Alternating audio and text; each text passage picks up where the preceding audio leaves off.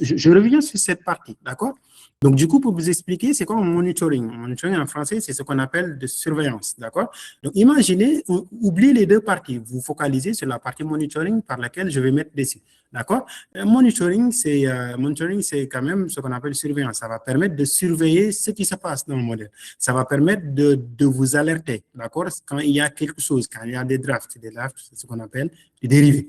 D'accord? Donc, du coup, cette partie monitoring, bah, on n'a absolument rien fait ici. Hein, donc, rien ne se passe. Vous allez voir qu'une fois qu'on a mis notre modèle en production, nous allons utiliser cette partie monitoring pour monitoriser. D'accord? Donc, l'idée du monitoring, c'est exactement de suivre le modèle. Est-ce que le modèle est bon dans le temps? Est-ce que le modèle a fait une dérivée? Est-ce qu'il a changé de comportement? Par exemple, voilà. Donc, du coup, l'idée, c'est ça. L'idée, c'est d'essayer de voir est-ce que le modèle est stable, la stabilité d'un modèle. Donc ça, c'est pour, on parle juste de modèle, hein, ça peut être autre chose que du modèle de machine learning. C'est ça qu'on appelle monitoring. C'est une sorte de policier, si vous voulez, qui permet comment dire, de surveiller un endroit et qui voit est-ce que cette personne-là doit rentrer ou pas. D'accord? Et cette personne-là a le droit de rentrer ou pas? Est-ce que cette personne-là, etc. Donc, du coup, c'est juste ça.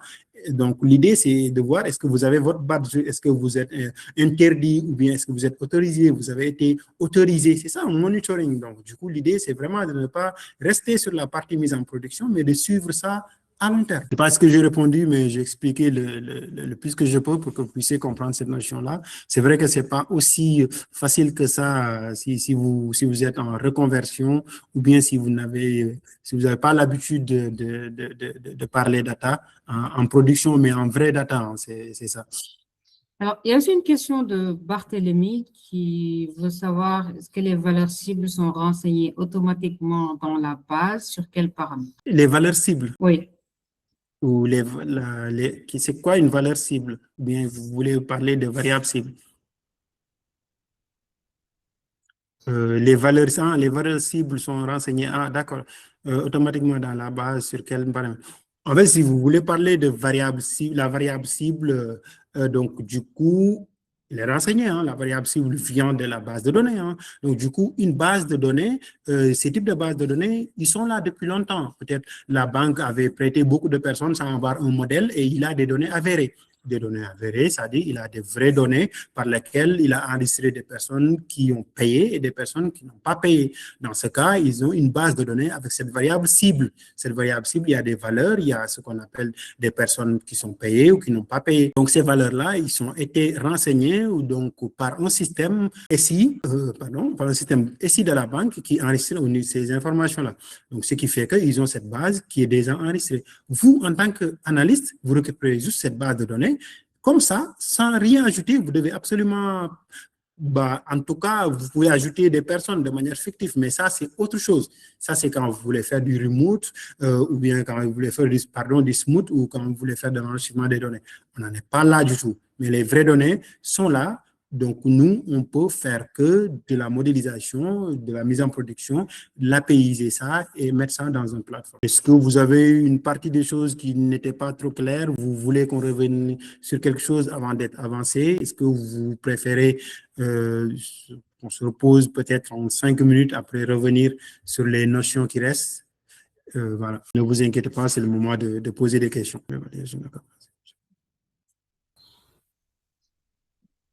En gros, oui. En gros, on peut dire ça, en fait. Le monitoring, oui, donc du coup, c'est ça. Il va suivre ce qui se passe sur la partie généralisation et la partie stabilité du modèle. Donc, c'est exactement ça, le monitoring.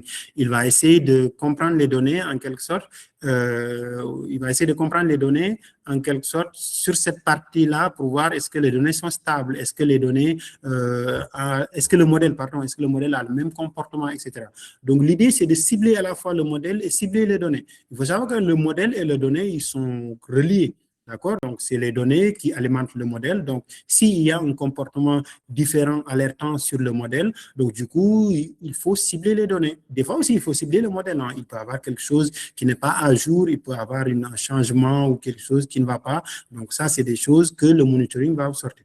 Donc, le monitoring, c'est ça. C'est une sorte d'outil qui vous permet de mesurer la stabilité aussi et la généralisation de votre modèle de machine learning.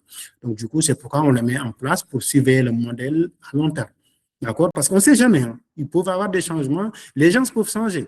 Donc, du coup, on est dans un monde qui est avec l'IA, il y a beaucoup de données, les gens changent de transformation, les jeunes aussi avec les réseaux sociaux qui sortent demain, ils peuvent avoir peut-être un autre réseau social qui font changer le comportement des jeunes vers ce réseau social-là.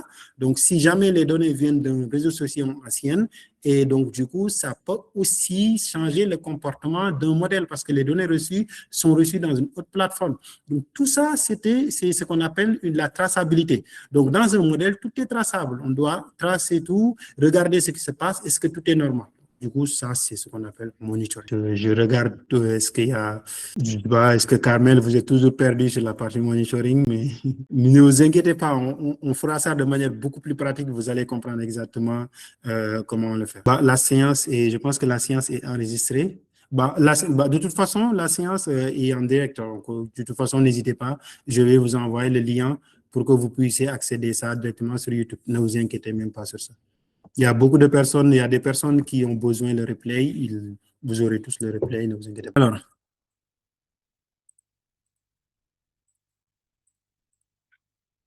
donc, du coup, ouais, c'est bien. Moi, j'aime bien quand c'est comme ça, c'est parce que vous avez très bien compris des choses qui sont censées être comprises en plusieurs heures, voire plusieurs jours. Ça, c'est de bonnes choses. Alors, tac, tac, tac. Là, je regarde dans le streaming qui est en diffusion, c'est top.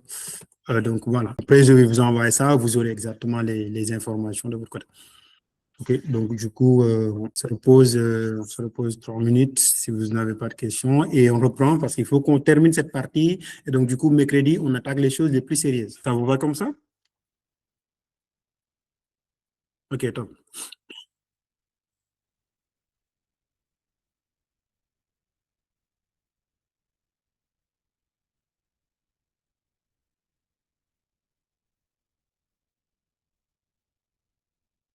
Après, ne vous inquiétez pas, hein. Nous, comme vient de dire Khadija, on est une entreprise qui est très ouverte aussi au profil junior. Voilà, donc du coup, aujourd'hui, on est très ouvert au profil junior. On cherche aussi des personnes qui sont qualifiées dans le domaine, donc on est très open. On est dispo sur notre page, hein, donc c'est Datatop comment dire, sur LinkedIn. Donc du coup, on est très open, très ouvert et on sait très bien comment c'est difficile aujourd'hui d'avoir ces compétences-là qui sont très demandées en entreprise.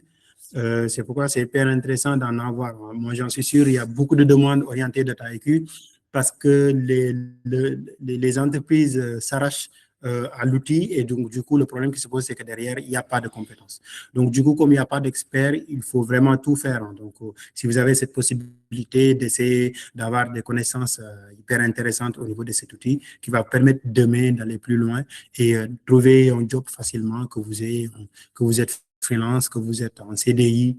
Il y a beaucoup qui sont en CDI. Moi, je connais pas des gens qui sont en CDI aujourd'hui ici et qui m'ont contacté que les entreprises utilisent l'outil. Ils veulent connaître l'outil, donc ils sont là aujourd'hui ou bien ils vont utiliser le replay pour automatiquement utiliser l'outil là-bas. Donc, du coup, c'est très demandé.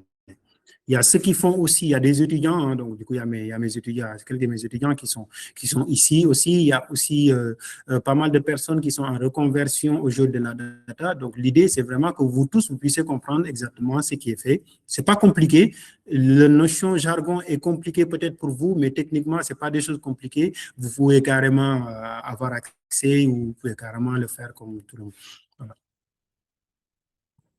D'accord, top, Carmel. Tu peux revenir un peu sur le nettoyage de données, s'il te plaît, si le temps le peut. Bah oui, je vais en revenir. La partie nettoyage de données, il faut savoir que c'est une partie qui est un peu spécifique. De toute façon, on verra ça au niveau de la deuxième session mercredi. En grande partie, on va faire du nettoyage de données, feature engineering, etc. D'accord? Mercredi, je ne serai pas seulement là en parlant. Donc, du coup, mercredi, vous serez là aussi. Vous faites aussi ce qu'on est en train de faire pour que vous arrivez à faire exactement. L'idée, ce n'est pas seulement que je parle. Hein. Donc, j'espère que vous n'allez pas me laisser seul. Donc, l'idée, c'est que vous faites exactement ce que je suis en train de faire. Et comme ça, on a tous les compétences ensemble. Et bon, de toute façon, nous aussi, on apprend avec vous, hein, donc c'est ça l'idée. Je te laisse 7 ans, Melda, oui. Oui, du coup, j'avais juste une petite question. Est-ce que c'est possible de revenir sur le split parce que je crois que je me suis perdue. D'accord. Et du coup, j'ai pas le si possible. Non, sur le split. Merci. On verra. Donc, du coup, on va revenir sur le split. Il n'y a pas de souci. Donc, du coup, comme j'ai dit tout à l'heure sur la notion de nettoyage de données, c'est une grande question, une bonne question. Donc, du coup, ça, on va revenir dessus en grande partie mercredi pour vous expliquer comment nettoyer les données, c'est quoi Feature Engineering, comment comprendre les données. Donc, du coup, comment faire pour utiliser telle ou telle fonction pour avancer sur la data, pour avoir de meilleurs résultats, pour avoir les données qui sont exploitables. Ça, c'est hyper intéressant. On va revenir au niveau de ces parties-là en grande partie pour que vous puissiez comprendre exactement de quoi il s'agit. Alors, on va revenir sur la question de ce temps qui était de voir c'est quoi en fait la partie split. Splitter, pour faire ça, on va revenir sur Dataiku, notre fameuse projet. Alors, le projet est là. Splitter, c'est quoi? Splitter, c'est ce qu'on appelle partitionner. Donc, c'est ce qu'on appelle en fait diviser. D'accord? En fait, quand vous voulez splitter, ce qu'on a fait ici, on a utilisé nos jeux de données de départ. Le jeu de données de départ, je vais appuyer ici, et le jeu de données de départ, il regroupe l'ensemble des clients. Donc, les clients qui ont payé et les clients qui n'ont pas payé. D'accord? Et ces clients-là, ils sont au nombre de 10 000. Je vais ouvrir ici cette partie. Une fois que c'est ouvert, nous avons très bien cette information-là. Alors, il faut savoir qu'ici, on a 1000 lignes, on a 10 000 lignes. Donc, en gros, si on regarde très bien la variable target, une variable target, c'est la variable cible. Hein, c'est pour informer est-ce que cette personne-là avait payé ou pas. On fait une analyse et quand on regarde les modalités, une modalité, c'est vraiment la valeur prise par une variable qualitative. Et là, on a 0 et 1, ce qui veut dire on a 78% des personnes qui ont remboursé et ici, on a 21% des personnes qui n'ont pas remboursé. Le cumul fait 100%. Ça veut dire qu'il n'y a aucune autre valeur. Alors, on veut expliquer, c'est-à-dire on veut séparer les personnes qui ont remboursé et les personnes qui n'ont pas remboursé. Je me permets de... vous allez comprendre, ne vous inquiétez pas, je pense juste une personne qui avait dit qu'il était... Allez, OK. Alors, on va continuer ici, c'est temps, et pour les personnes qui voulaient demander la même question. Donc, on utilise ici ce qu'on appelle la recette qu'on appelle recette divisée. D'accord? C'est cette recette-là, cette fameuse recette. Vous voyez. Donc, lui, comme nous, on veut splitter ou séparer les données en deux, ceux qui ont payé et ceux qui n'ont pas payé, d'accord? On va utiliser ces splits. Et une fois utilisé, on l'a indiqué ici, deux datasets de sortie qui sont escomptés. C'est les bons payeurs et les mauvais payeurs. Alors, on va partir sur la partie splitting. Vous appuyez sur splitting. Donc, du coup, vous indiquez la variable que vous allez utiliser pour diviser vos données. Et là, il nous indique toutes les variables. Sauf que nous, on veut juste la variable target. Alors, on va se baser sur cette variable-là. Donc, du coup, c'est une variable, c'est une discrète, donc values.